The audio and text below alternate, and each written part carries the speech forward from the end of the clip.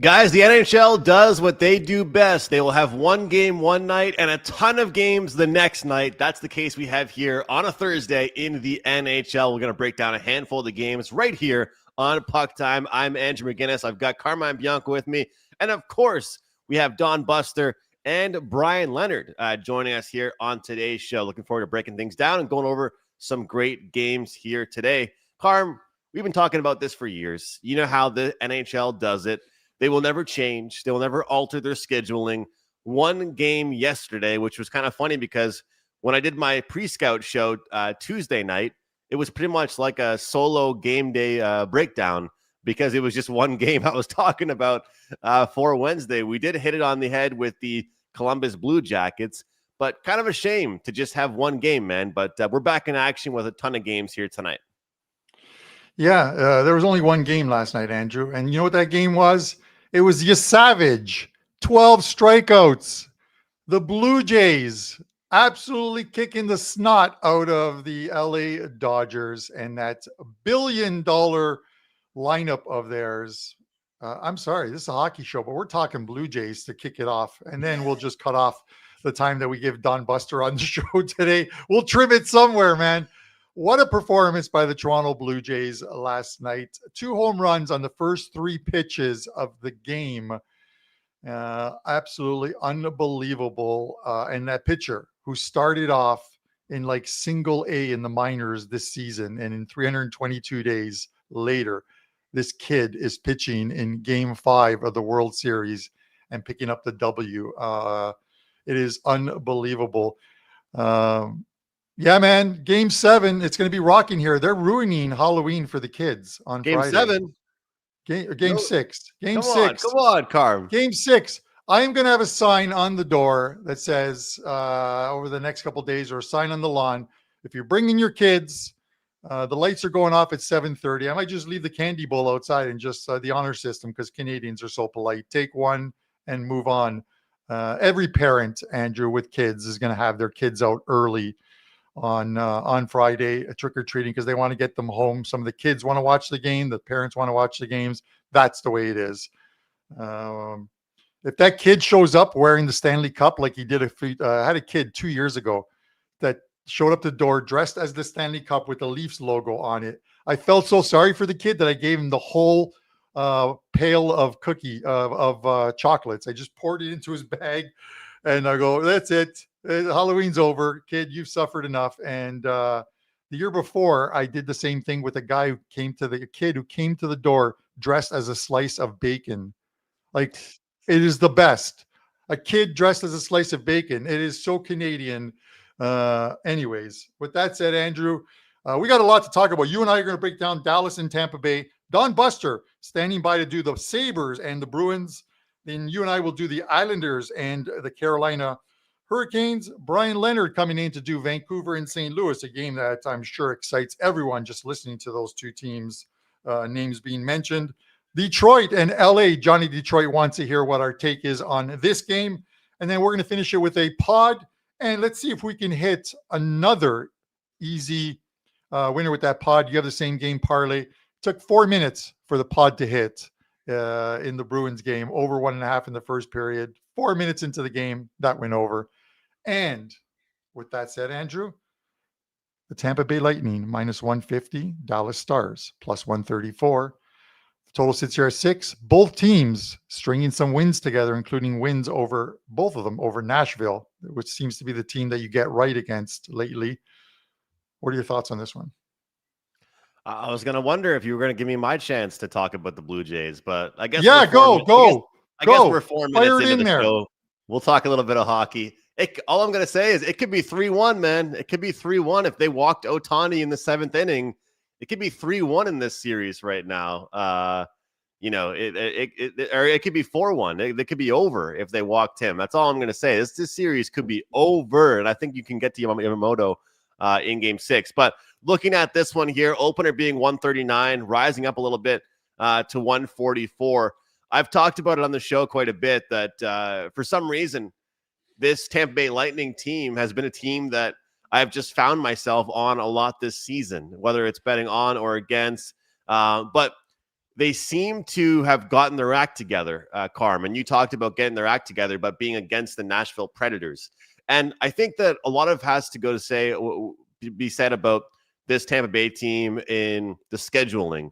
Like maybe they've struggled against some teams they should struggle against, but they've also lost some games like the Red Wings, the Blackhawks, the Blue Jackets they won't be proud of. Then they go ahead and, put 3 wins together against, solid team like Vegas, an up-and-coming team like Anaheim, and you just talked about with this Predators team here that they're faced. So when I look at this one, though, at the end of the day, I'm a little bit more interested in looking at the Stars simply just based on how hungry this team is going to be. I just think that this team is coming off a very rock-solid defensive effort. The Capitals in their game that they played over on Saturday, they got absolutely blasted by the Senators. So I liked the under in that game. And I think that the Capitals focused too much on defense. They couldn't even do anything offensively. We saw the Stars lock it down for a very, very rare 1-0 victory. I think that the dog is alive in this game here, Carm. But even more so, I like the over. We're seeing Tampa Bay starting to get their act together offensively. They're finding their offensive touch a little bit more. Their power play is starting to click a little bit more.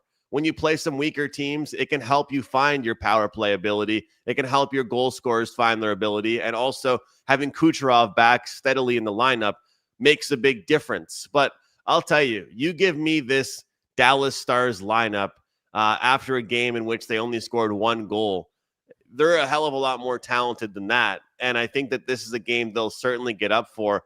When I go to moneypuck.com and I look at the expected goals and expected goal percentage here, we've got this Dallas team that's probably about top 10, top 15 in every advanced metric. They're going to push the pace. They're going to make Tampa play fast. I like the over in this contest, Carm. Similar to how I like the under because Dallas and their opponent Washington were off of poor defensive efforts. We're seeing Dallas coming off a poor offensive effort. I feel like they dragged Tampa Bay into a goal fest here. What do you think? Yes, I'm going to touch on that in a second. Rich H says, shouldn't it be Tampa Bay versus Dallas?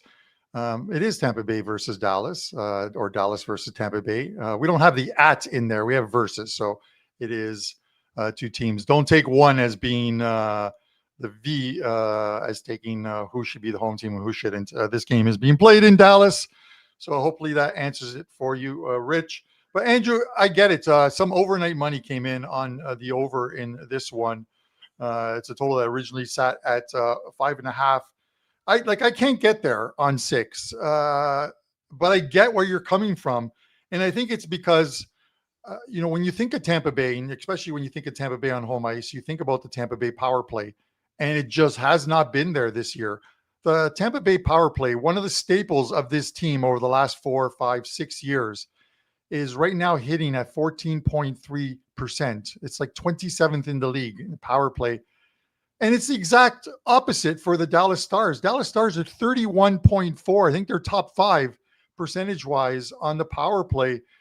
If you had 2 very good power play units here and we got some penalties in this game, obviously that's going to contribute to the goals. That's how it normally is with Dallas. I want to take Tampa. I think the 150 play, I think is the 150 to lay against Dallas might be a little too much, but it's the injuries to Dallas as well too. You have obviously Rupe Hintz who's out, Duchesne who's out, and then you have Jamie Benn who's questionable still for that. That's 3 big pieces of that Dallas lineup, but they've been winning despite that. They put together some good wins. They hit the road. We'll see if that works for them. Hit the road in Florida, that is. I like the fact that Tampa win on the road. And I said, when a team breaks the streak and they win a game, I come back with them. And I did come back with Tampa a couple times and cash on them. They're back home now. Hopefully they can carry some of that momentum there. This is probably the top end of the VIG I would want to lay with Tampa Bay. I wouldn't want to lay any more than that. And I think if it went any higher, you would see a lot of Dallas money coming in on this one. 2 very good teams who've, who match up, I think, very well in this one. So with that said, it's no higher than 150, Andrew. I'm going to take Tampa Bay. I won't go any higher than that on this one. Any thoughts on what I'm tossing out there and that power play for the for this Tampa Bay team. I just can't believe that they are at 14.3%. Yeah, it's Carm. It's weird because I've always said this, like you kind of want to stick to your guns on a team, but I had bets on Tampa Bay. Like I think like 3 of their first 4 games of the season, 3 of them I bet on them, and 1 of them I faded them. And I think we were 3-1. I think I was off to a good roll, and then I started betting them again, and I went on a slump with them, and then they go ahead and play a team like Anaheim, right? Then they play a team like Nashville, and you're sitting here and you're like, all right, maybe this team is going to get it rolling. And you talked about that power play percentage. Like it's only going to get better. They're starting to click a bit more, but it's only going to get better. The only question I really have with this team is how are the books going to price this team over the next month? Like what is the price that we're going to see from them and how are they being graded? Like, for example, Carm, the Red Wings and the Canadians are already starting to see more market respect, I think. They're the top teams in the Atlantic Division. It's only 1 month in, 3 weeks in. Who cares, right? Everybody will tell me to, slow my roll until December or January with the Canadians. But I'm curious with Tampa Bay, like, is this the number they should be here at home? Is kind of where I'm sitting with that. And that's kind of why I was a little bit, but hockey is such a momentum-based sport where, you know what? They lost 3 games in a row. And now they've won 3 games in a row. So maybe all of a sudden last week is in the past, man. That's kind of why I like the over, because of your reasoning there for the power play and the team starting to play better. But I definitely don't think – and you talked about the injuries. I'm with you on that. But I definitely don't think that Dallas, can be shut down by Tampa Bay by any means, Yeah. No, and I get it. And again, we talk about like the stuff like regression to the mean or the law of large numbers, and a team like Tampa, who's normally good on the power play, are going to get better. So they're going to start scoring some power play goals. And maybe that happens against the Dallas Stars tonight, because Dallas kills at a very low average of I think 70.3% is their penalty killing, which isn't very good. But you always want that penalty killing and power play to, when you add them together, to be over that 100% mark. You look at Tampa Bay, they're like 88 point something killing power plays. So it'll be good to see. I hope we see some penalties in this game, just so we can see how the power play and penalty killing units do. But speaking of killing, I don't want to kill this guy. I absolutely love this guy. Let's bring him in. Don Buster. Look, he's got it. Oh, he's wearing red again. What a shocker. Look at that sweater. Look at that red sweater. Again. I love it. Wow. I love it. Wearing red again. Buster. That's First it, Buster. of all, how you doing? And then, and what a game that you picked. It is like one of the best games of the night. You'd have to think. The Buffalo Sabres at the Boston Bruins. You must like something here, because the Sabres have taken some money, -113. The Bruins 107, -107. Total sits here at 6.5. And Boston is at home. Yes, we get that. Carm, we're giving you the blame for the road and home kerfuffles over the last little while. No, you know what? It's a soccer thing.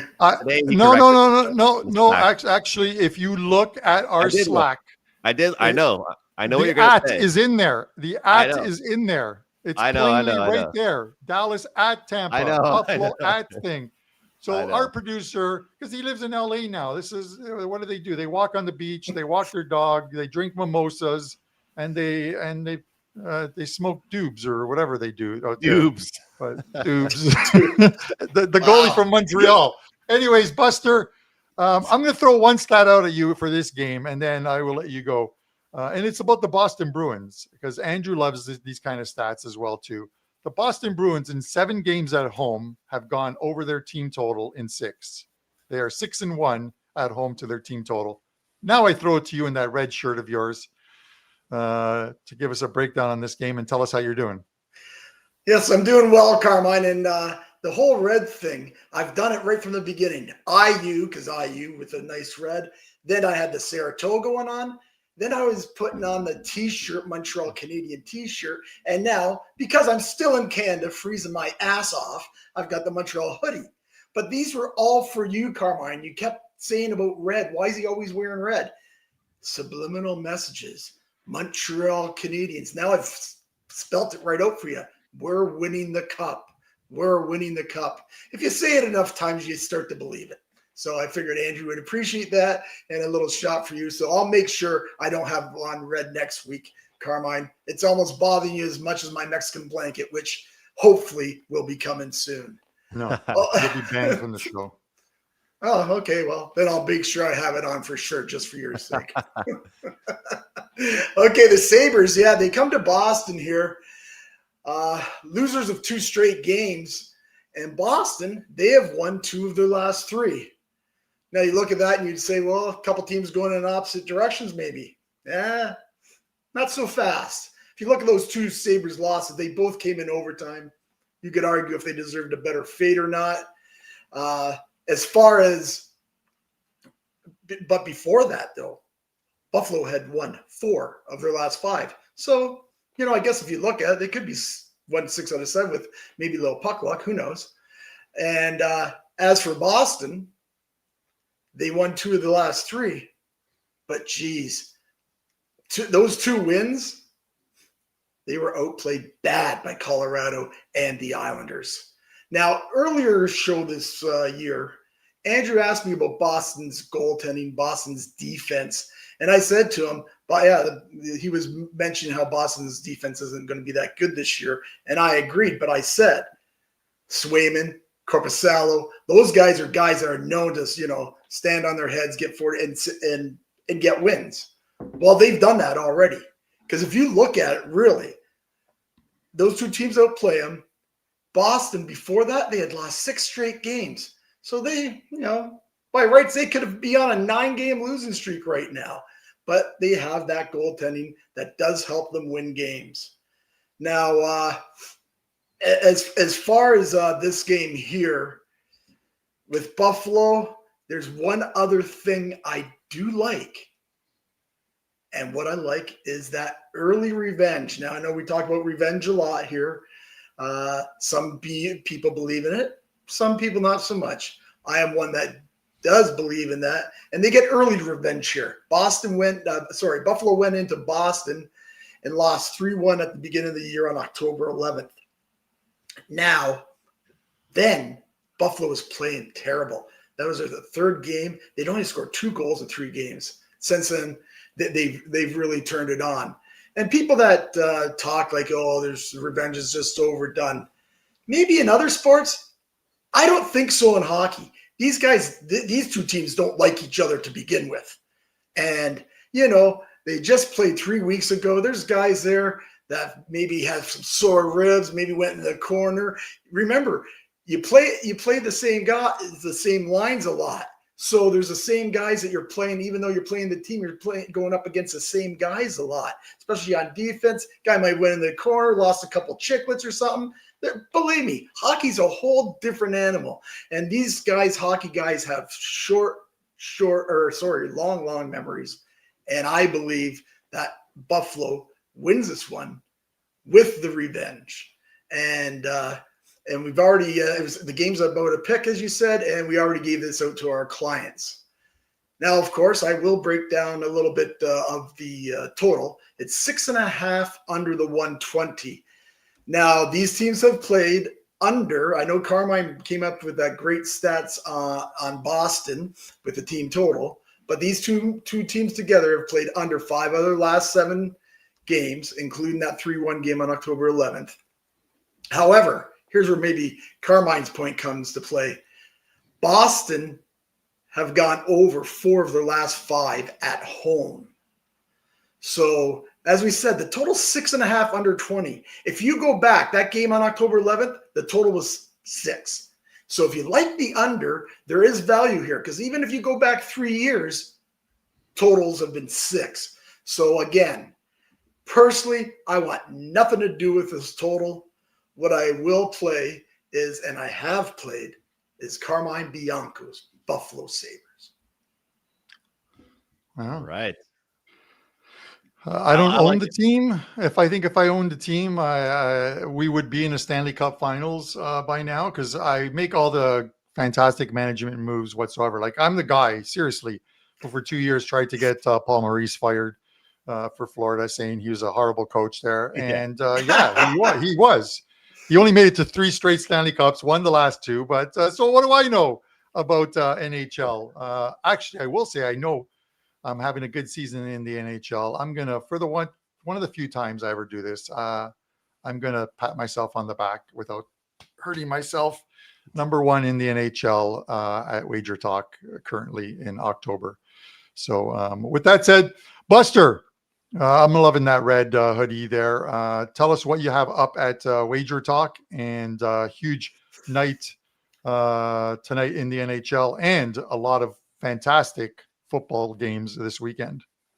Yeah, you're right, Carmine.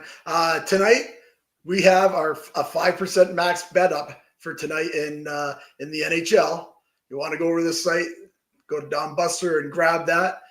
We are hitting 86%, 1-1 in our last 5% NHL plays. Now, of course, that goes back to last year because we play these a couple of months, maybe tops, or might be a couple back-to-back, whatever. As I've said before on here, I've got my 5% plays as long as I get the right numbers. Most of them are already circled going late into the calendar. So go to the site, grab that 5% NHL play for tonight. Also, this weekend, like Carmine says, lots going on with the football, college football, NFL. Of course, we still have that weekend warrior package that you can get to get all the football. Also for us, CFL playoffs are going to be on Saturday. They've actually smartened up and started playing Saturday instead of going against the NFL on Sunday. So that might help a little bit for CFL fans. And of course, if you're into horse racing, the Breeders' Cup is this week, Friday and Saturday. Really busy week.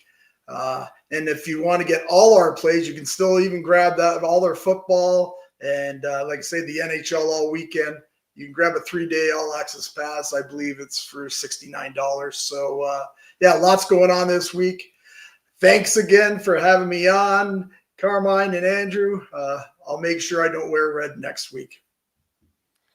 We love you, Don. Wear red until the Habs start losing. That's what I want you to do. Keep wearing red. Wear it with pride. They're looking good, man. They're looking good so far. I'll be wearing red the whole year then, Andrew. Let's go.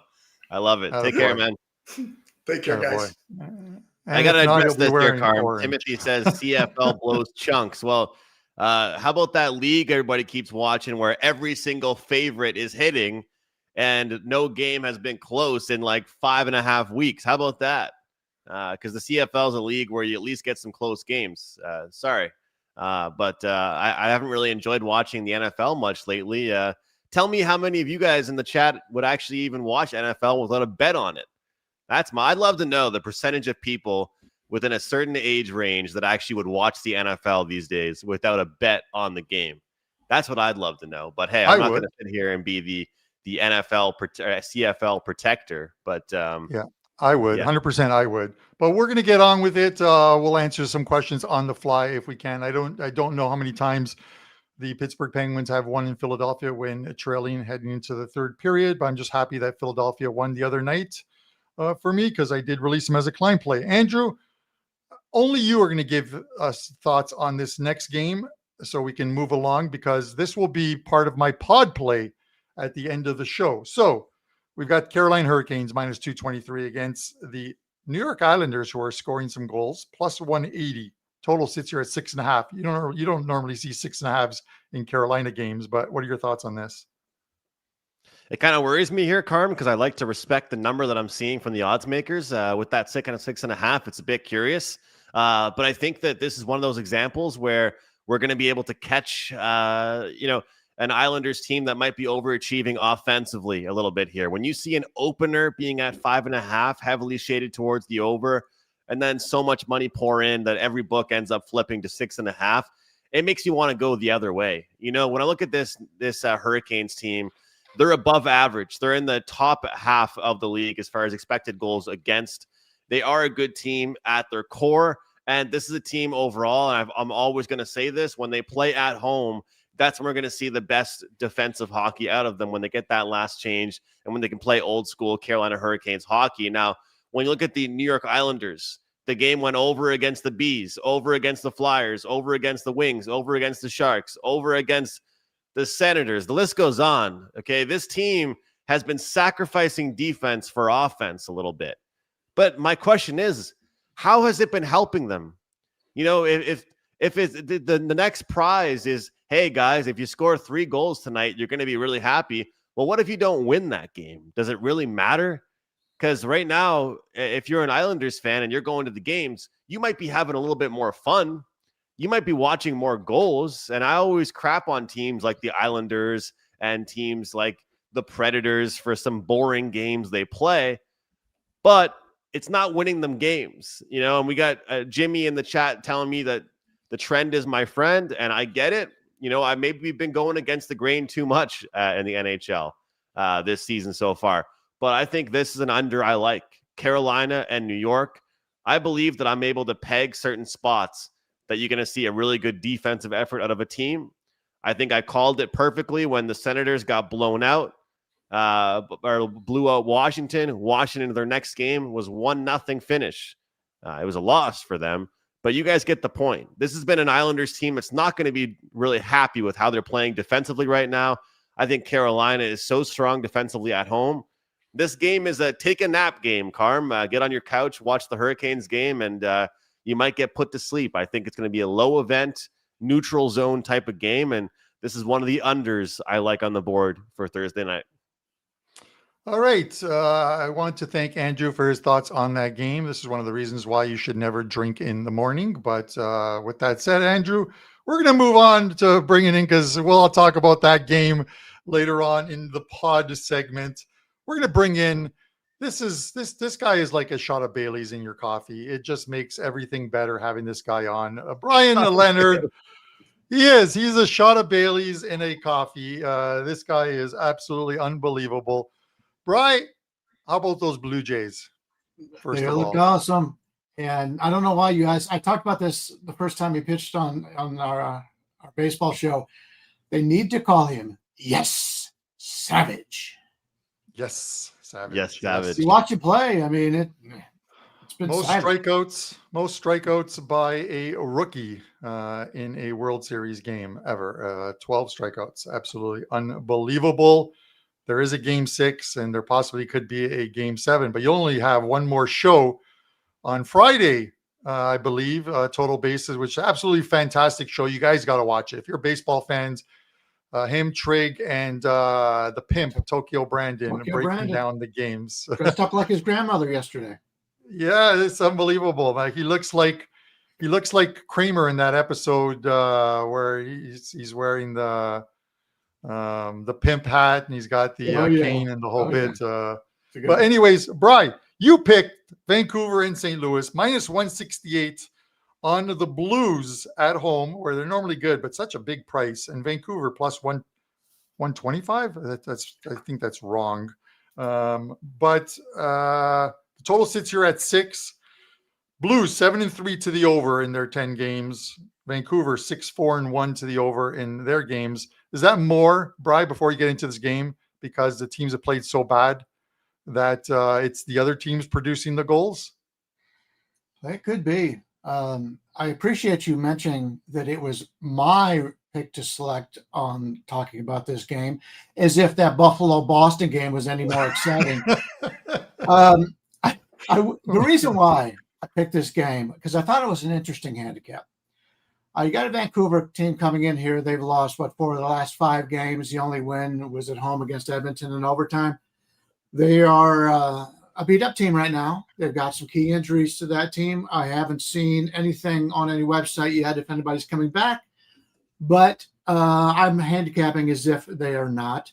But this is also a revenge game. If you remember, on the 13th, St. Louis went in to Vancouver and beat them 5-2. So again, it's not quick revenge, 17 days later, but that tells you basically how this season has gone for Vancouver. I think it's a probably pretty good spot for them there. But you take a look at St. Louis, on the other hand. This is their 3rd game in 4 days. They come in having lost 5 straight. After this game, they go on the road and play Columbus, and then they come home and play Edmonton. Those may be 2 tough games for them there. So that's the reason why St. Louis is such a, at least in my mind, such a large favorite in this game, is because this has got to be a must-win game for them. But it's a very important game for Vancouver. Also, I'm going to take a look at the total in this game. The last 4 times St. Louis was on the ice, they gave up 5 goals to Detroit, 6 goals to Pittsburgh, 6 goals to Detroit again, and 7 goals to the Mammoth. What do you think they're working on here against this Vancouver team? They're working on defense, and Vancouver's a team that has not been scoring a lot. They've scored four or less all the way going back to like the 8th or the 16th of the season. Neither team is somebody I'm looking to play the over on. I think this is a good spot for the under because of the importance of this game. You're getting 6 right now, under anywhere from 16 to 20 right now. There's a couple of places to get to 5.5 to the over, but Vancouver, St. Louis under 6 because of the meaning of this game. And as bad as St. Louis's goaltending has been, his defense has been, they're not this bad of a team. They're more talented than that. So in the revenge situation, the team's already played once, and it was a lower scoring game, 3-1. I'm looking to play this game under the 6. I think that's the best bet on this one. Yeah, Bryan, I released the New York Rangers the other night in Vancouver, I think they're like minus 113 or something like that. And I'm watching that game, and Vancouver they couldn't put anything together. I'm like, Quick looks pretty good in net. And then I looked up at the shot clock, and it's like second period, and Vancouver has like 10 shots on goal for the whole game. I'm like, it's not hard to stop a puck when you don't actually see the puck. Vancouver's just not scoring. I cannot. And yet they were still in that game because the New York Rangers can't score either for some reason. But I don't blame you on the under here. 2 teams that aren't doing a lot of scoring. It's the teams against them that are doing the scoring. And that's why sometimes when you look at these totals, you have to take in all factors and not just look at St. Louis and say, 7-3 to the over. It's cashed. Not so much when maybe Vancouver comes to town. Bryan, Weekend Warriors up ahead in a couple of days. I know you're on a fantastic run across all sports. Let us know what you have going on tonight in the NHL and, of course, in football this weekend. Yeah, I think I'm going to go with 4 plays in the NHL. I'm still working on it. We haven't got a lot of the goalie things, situations up yet. It's just guessing who's going to be in there. But it looks like it's going to be 4 plays, and one of them will be the under in this Vancouver game. I do have my very first 5% play in college football going on Saturday. I got it up right now. To be this far in the season and have my first 5% play, that tells you how much I like this game. We're number 2 over the last 30 days in college football net profit and are on a 19-9 run in college football action. I'm still working on the college football today. I may have a play up in that, but really excited for the weekend. Everything's going pretty well. And very proud of your Toronto Blue Jays. Yesterday was another reason to root for them. And last few days on the show, if you've watched the baseball show, I said there's no way a team should be a $2 favorite when you get down to these two. They've been so equal. And in fact, Toronto has really outscored them in this series. So that was a crazy line. And hopefully people took advantage of that. All right. And Bryan, I got to give you kudos, man, because I normally do not look at yesterday's play section at WagerTalk because I know how I did. And don't take this the wrong way, either one of you guys, but I don't care how anyone else does because I'm not competing with Andrew. I'm not competing with you. I'm competing with the Prez because he just drives me nuts. So I just want to say I'm doing better than him, but I know how he did the night before. So I'm just trying to be better each and every year. And I harped on this show last year in October how bad NHL was going. And that's why I just patted myself a little bit on the back. But man, to have your first 5% in college football this late in the college football season, kudos to you. And it originally started with, I wanted to say, I looked at yesterday's plays a couple of days ago, and you took the Blue Jays at huge plus money. And then you also took them on plus 1.5 on the run line. Absolutely great handicapping by you because I watched the show that morning. I always like to pop in and watch it in the mornings, have my coffee. So kudos to you, man. I wish you all the luck over the next few days, cash some tickets, and just a little bit of inside info. I plan on going downtown this evening and lighting fireworks outside the Dodgers hotel room all night long. Yamamoto is not going to get any sleep. So just wanted to let you know that. But best of luck with that 5% play and your NHL cards this week and on the weekend, Brian. I'll save you a trip. He's probably got one of those sleep things that is LeBron and them all sleep in. So he probably won't even hear it.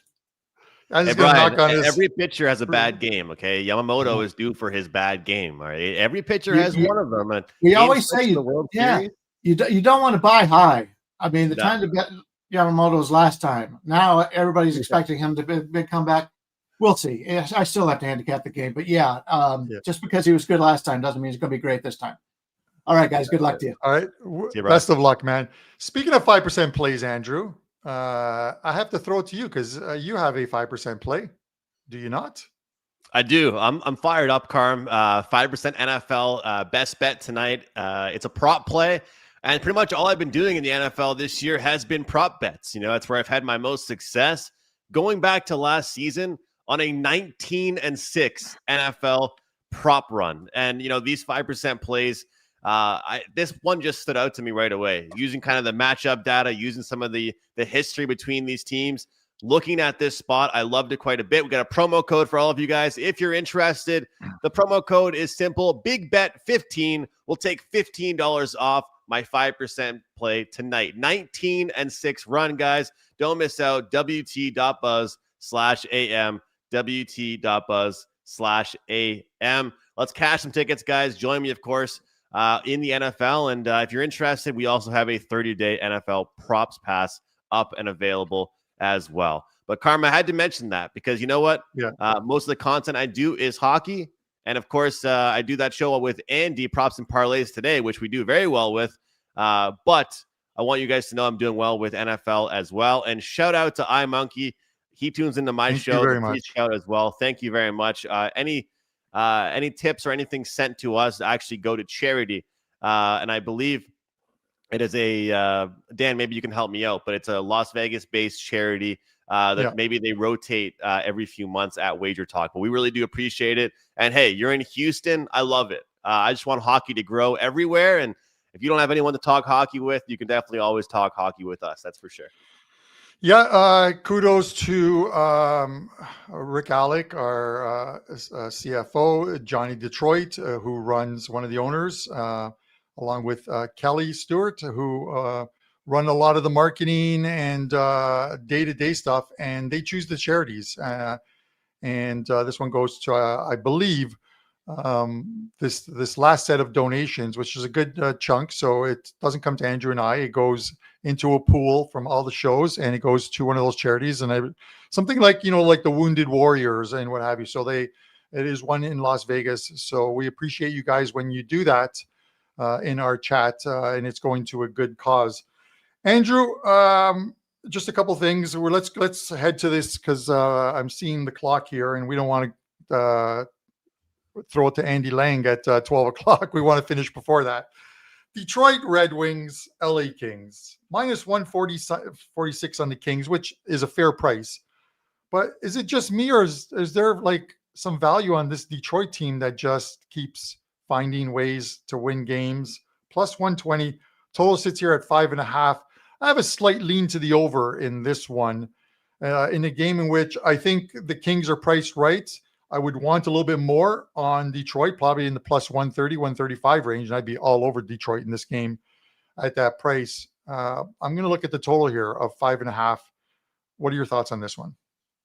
Yeah, Carm, I talk about Money Puck and Natural Stat Trick and some of those websites and kind of like what they use and what they kind of what the metrics are that they look at, I guess is what I'm trying to say here, for whether it's the expected goals for, expected goals against, which teams are performing at a high level, which teams aren't. And I'm actually going to bring this up on the screen. I think it's pretty interesting here. Like, this is kind of the top right corner are the teams that are going to cash some overs for you, the teams that are going to be involved in high scoring games, the teams that are going to be exciting. The bottom left corner are the teams that are going to cash some under tickets for you. And then the right teams are going to be teams that are just scoring, and the left teams are going to be teams. Well, I'll tell you what, this LA Kings team, they're one of those teams right now. They have a much worse expected goals against than expected goals for. Like, this is a team that's not at least being a team. Like, here's the example. So the Columbus Blue Jackets, 3.56 expected goals for per 60, 4.11 expected goals against per 60. Anaheim up there, Winnipeg up there, the Mammoth, of course, are up there. But this Kings team, their scoring rate compared to their chances giving up rate is just not there whatsoever. And so we can keep asking ourselves when it's going to get better for them. But at the end of the day, for me, it's either dog or under in this one. Because if the Kings have a chance, I feel like they're going to have to clamp down defensively and finally get better at their defense. But until they do, I am interested in the underdog. Now, one thing I am curious, Carmen, I don't have these numbers on me, so I apologize, but I am curious how Detroit's going to do on this West Coast trip, because we know they've been off to a good East Coast start. How they'll do overall with their West Coast trip, how that will work. But I find this chart very interesting because instead of looking at the full money puck numbers, you can look at this chart and you can say, all right, which team have been cashing over tickets so far this season? Which teams are cashing under tickets so far this season? And of course, teams like the Kings and the Blackhawks and the Flames, they're getting scored on a hell of a lot more than they're scoring themselves. So I'm with you. I think the dog is certainly worth playing in this one. But I also potentially would look towards the under just because I do think the Kings might try and play the old school boring brand of hockey. I think so as well too. I think and someone had mentioned in there, it's odd with the Kings just because they've only played 3 home games thus far. So I can see a team is 0-3 at home and you're like, is this the time in which they finally get a win on home ice? Like if you look at the Kings games at home thus far, they opened the season losing to Colorado 4-1. Then they lose to the high-flying Los Kids Pittsburgh Penguins 4-2, and then they lose in OT to the Carolina Hurricanes. 2 of those respectable wins. I know I'm making fun of the Pittsburgh Penguins, but regression is right around the corner with that team. Can they get it tonight? I don't know. Just because Detroit is playing well, you would think the Kings are eventually going to win at home. And I get it. Kopitar's back into the lineup as well too. This team's eventually going to get the wins. I think it's one of the ones, Andrew, that you actually have to look at the goalies and just make sure that you are getting Darcy Kuemper with the LA Kings. He's expected to go tonight, but not yet confirmed. It's Cam Talbot who is confirmed for Detroit tonight. I would want to know the goalies before I bet this game because I do not have faith at the moment in Forsberg for this team. Not the way I've seen him play thus far. He's going to be better, but I would rather see Comfort at home in goal tonight and then probably lean there. But I'm going to look at the over 5.5 here. If it was at 6, I'd be off of it. At 5.5, I can get there, Andrew, with this one. Feels like a 3-2 game in the third period where we see the 6 to get it over the total, whether it's empty net or not, remains to be seen. Thoughts? Yeah, I mean, to me, like those numbers that I brought up, it just depends on which LA Kings team we see, what they want to bring to the table, because right now they're giving up a ton of chances. The question really is that are they going to want to change who they are and actually try and be a defensive team, or are they going to play first to 4, first to 5 wins? From where I'm sitting, I think they're playing so poorly defensively. They got to just shut it down. They got to turn into a boring team because any game that they're playing first to 4, first to 5 wins, they're losing those games.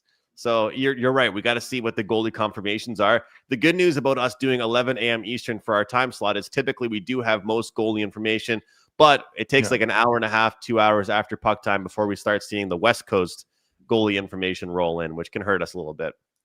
Yep. And, it's like the very first game. I thought it would be Ukko-Pekka Luukkonen going in goal for the Sabres.